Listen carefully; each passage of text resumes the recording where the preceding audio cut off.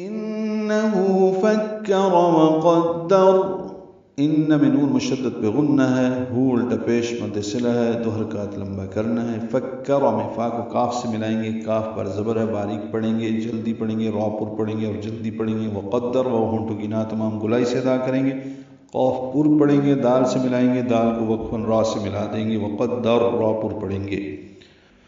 بے شک اس نے سوچا اور فیصلہ کیا۔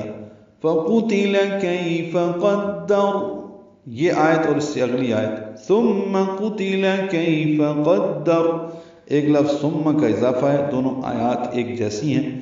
فقتل میں فا کو جلدی پڑھنا ہے، قاف پر تا کے نیچے زیر اور لام پر زبر ہے، یعنی ضمہ، کسرہ اور فتحہ تینوں حرکتیں ہیں اور تینوں کو جلدی اور معروف پڑھنا ہے۔ فقتل لمبا کسی کو نہیں کرنا، کیف یا لین ہے، فا کو جلدی پڑھنا ہے۔ قدر قاف پر دال سے ملائیں گے، پچھلی آیت میں وہ قدر پڑھا تھا، اس میں قدر ہے، دال کو را سے ملائیں گے، را پر پڑھیں گے۔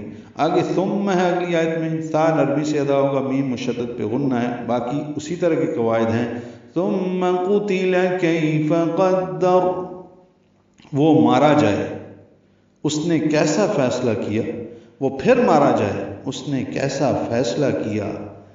ثم نظر، یہ ثم بھی ہم نے پڑھا، انسان نرمی سے بھی مشدد پہ غنہ ہے۔ ثم نظر، نون کو جلدی پڑھنا ہے، وا پر پڑھنا ہے، را سے ملانا ہے، وقفاً را پر پڑھنا ہے۔ نظر، پھر اس نے غور کیا۔